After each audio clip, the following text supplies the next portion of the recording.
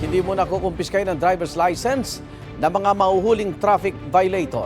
Utos ito ng Transportation Department sa Land Transportation Office. Oras na masita, ang isang motoristang lumabag, titikitan siya at bibigyan ng 15 working days para maresolba ito.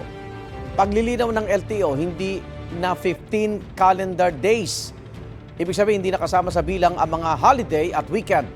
Kung hindi maayos ang kanilang kaso sa loob ng 15 araw, sakalang babawiin ang lisensya o kaya ipapatawan ng automatic suspension.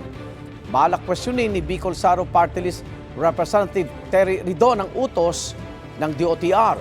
Anya nakasaad sa traffic code na 15 calendar days ang inilaan para sa pagresolba ng traffic violation.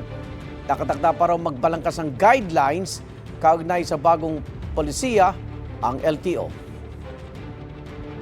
Igan, mauna ka sa mga balita, mag-subscribe na sa GMA Integrated News sa YouTube para sa iba't ibang ulat sa ating bansa.